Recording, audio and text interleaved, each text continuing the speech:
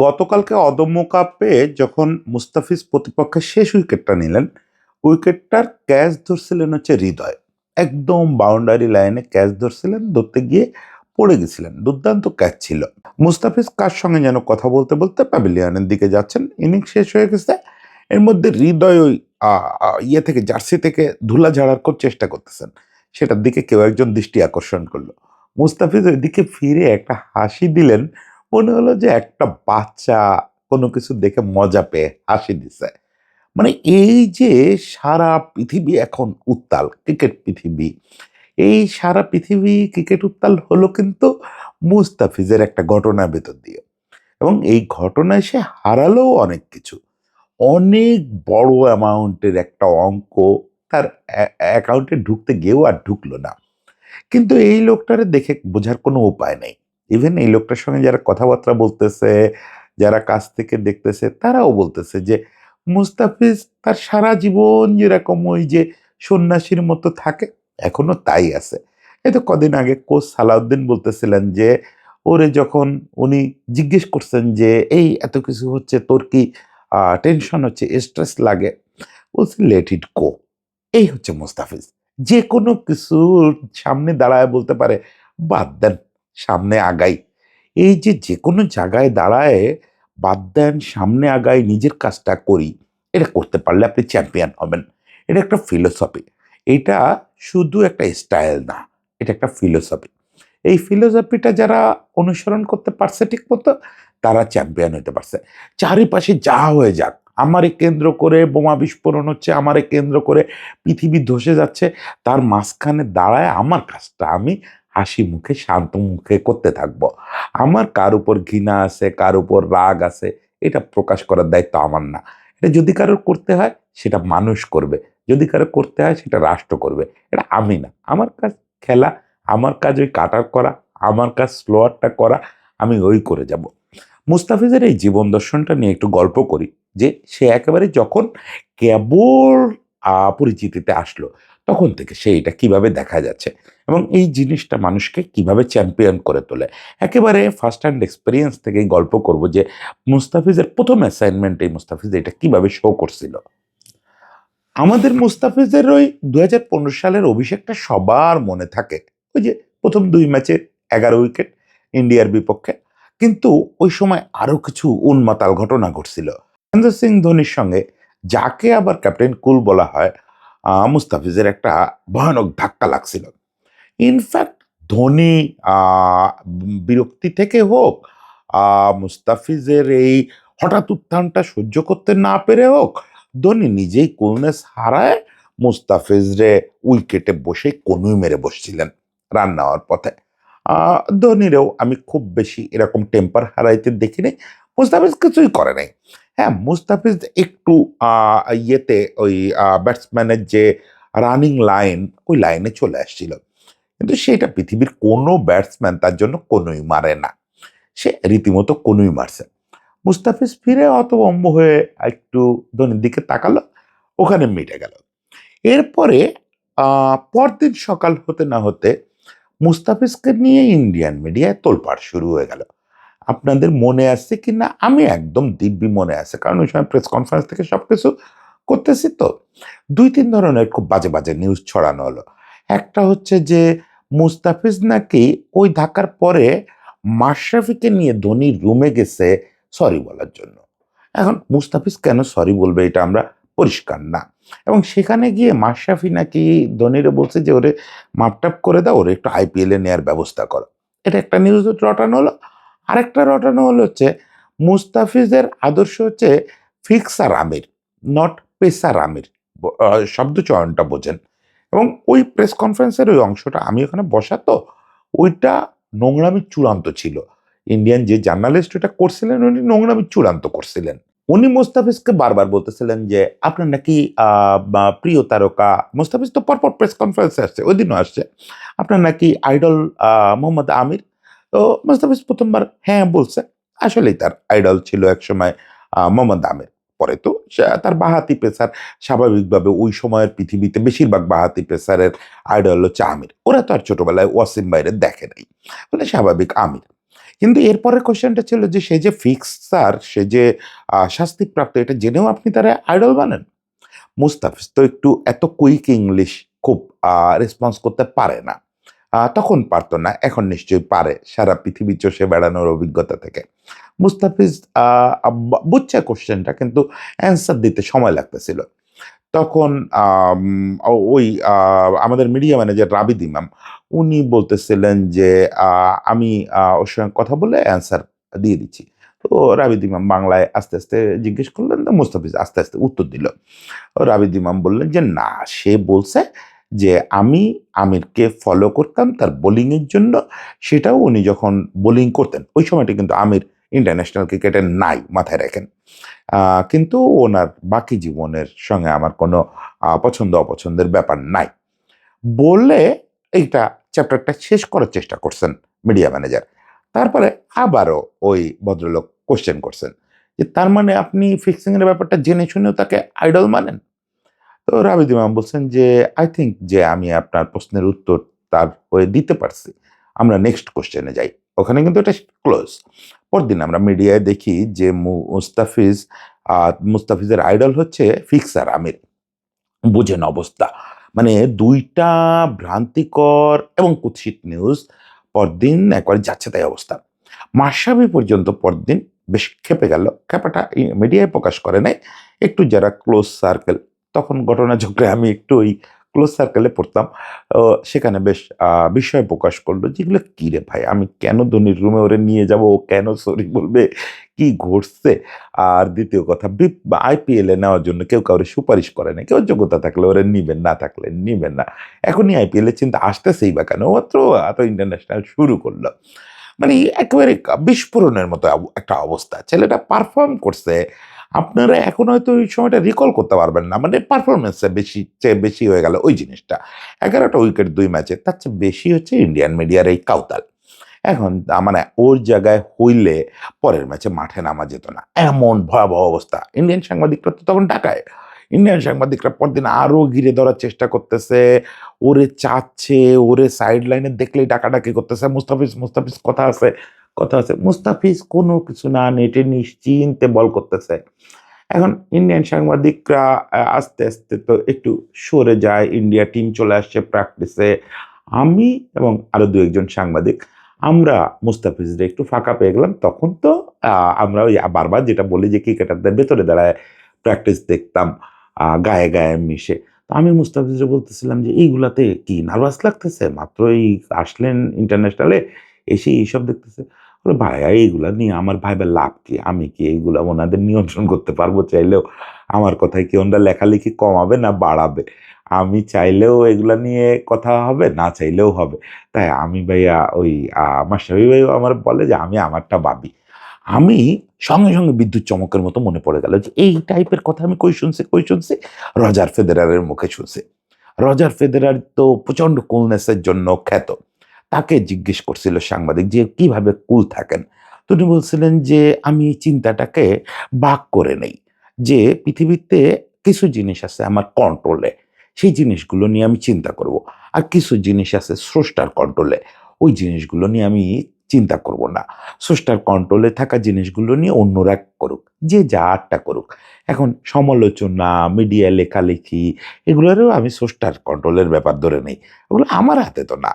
আমি চাইলেই তো সাংবাদিক আমার মতো করে লিখবে না। তাহলে আমি কি কন্ট্রোল করতে পারবো? আমি শুধু ওই কোর্টে যাওয়ার পর খেলাটা কন্ট্রোল করতে পারবো। ফলে আমি খেলাটা নিয়েও দুশ্চিন্তা করি। শুধু খেলা শুরু হওয়ার পরে, আগে পরে করি না। আগে পরে আমি প্র্যাকটিসটা খুব আনন্দের সঙ্গে করি। খেলার সময় স্ট্রেস ফিল করি। এছাড়া আর কখনো আমি স্ট্রেসটাকে কাছে আসতে দেই না। আমি শুধু সেটা নিয়ে চিন্তা করি যেটা আমি কন্ট্রোল করতে পারি। This is the line of thinking of A champion. আপনি যদি চ্যাম্পিয়ন হতে চান, আপনাকে আসলে এই নির্বিকারত্ব অর্জন করতে হবে। আপনি হয়তো মাঠের বাইরে মাস্তানি করতে পারেন। মাঠের বাইরে আপনি অনেক মজা করতে পারেন। এন্ড অফ দ্য ডে আপনি নিজের জগতে যদি কুল না থাকেন, তাহলে চ্যাম্পিয়ন হতে পারবেন না। একই কথা এই মুস্তাফিজের ক্ষেত্রে আপনি জাস্ট ভাবেন যে মুস্তাফিজের জায়গায় নিজেরে ভাবেন যে মুস্তাফিজ এবার সে খুব স্বাভাবিকভাবে গত বছর ২ পৃথিবীর সেরা টি-টোয়েন্টি বোলার।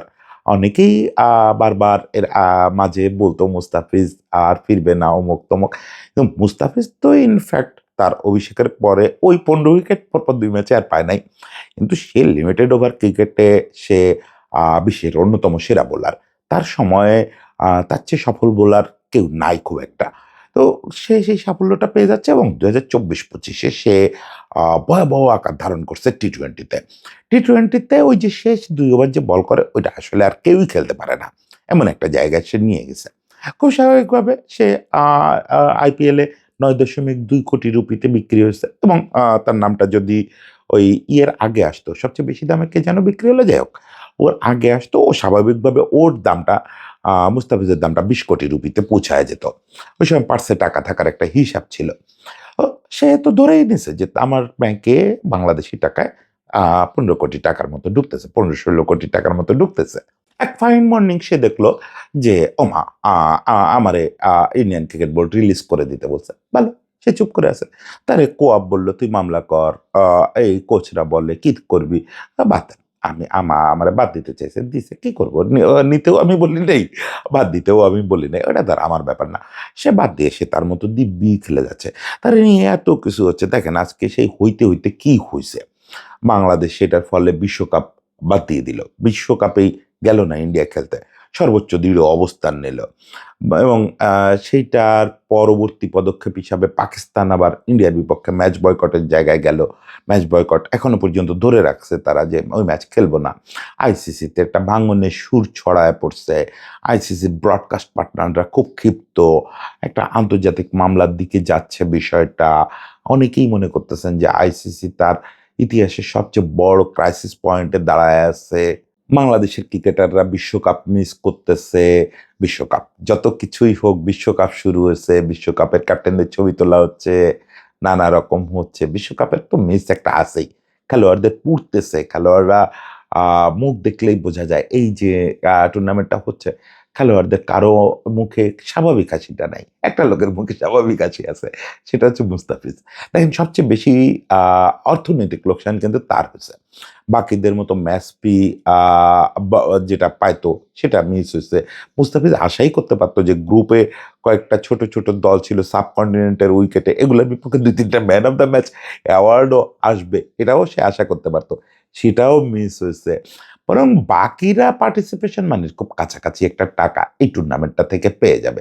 বাকিদের আসলে প্রাইড ছাড়া বাকি সবটাই পোষায়া যাচ্ছে। প্রাইডটা তো আর ফিরায় দেওয়া যায় না। ওই বিশ্বকাপ মিসের প্রাইড। কিন্তু আপনি হিসাব করে দেখবেন যে মুস্তাফিজের অন্তত লাখ ২০ টাকার একটা নিট ক্ষতি আছে। লাখ ২০ টাকার। যদিও পিএসএল এ সে কোটি ২ টাকা বিক্রি হয়েছে সেটা এমনিও বিক্রি হতো, অমনিও বিক্রি হতো। এমন না যে আ আইপিএল না আইপিএল আর পিএসএল তো কনফ্লিক্ট করে। তারপরে অন্য কোথাও বিক্রি হতো। ২০ কোটি টাকা হারায় ২ কোটি টাকা তো আর এমন কোনো বড় ব্যাপার না। ফলে মুস্তাফিজের থাকা উচিত সবচেয়ে স্ট্রেসড। সবসময় মুখ টেনশনে শক্ত হয়ে থাকবে অমুক-তমুক। ছেলেটারে দেখেন সবসময় হাসি খুশি মনে হচ্ছে পৃথিবীতে কিছু হয় নাই। ওই যে আগুনের মধ্যে বসে পুষ্পের হাসি আসতে পারে। শুধু হাসতেছে তাই না। তার পরিচিত জনরা এই নাফিস ইকবাল বা সালাউদ্দিন ভাই তারা একাধিকবার জিজ্ঞেস করতেছে, "তুই ঠিক আছিস তো? তুই কোনো স্ট্রেসে আছিস?" বাদ দেন না ওইগুলা নিয়ে আর ভাইবা কি হবে? আমার কাজ খেলা। এর কোনোটা তো আর আমি কন্ট্রোল করতে পারব না। ওই ফ্রম বিগিনিং এখন এই জিনিসটারে আমি বলি যে চ্যাম্পিয়নদের বৈশিষ্ট্য। আপনি যদি চ্যাম্পিয়ন হতে চান, রজার ফেদেরার হতে চান, হাসিম আমলা হতে চান বা সচিন টেন্ডুলকার হতে চান কিংবা লিওনেল মেসি হতে চান, দেখবেন সবার ভিতরে এই জিনিসটা। হাসিম আমলার কথা কেন বললাম? হাসিম আমলারটা খুব মনে পড়ে। হাসিম আমলারে ডিন জোন্স মারা গেছেন ভদ্রলোক। ডিন জোন্স যখন সন্ত্রাসী বলল, অফ এয়ার ভেবে বলছিল কিন্তু জিনিস তো টেলিকাস্ট হয়ে গেছিল।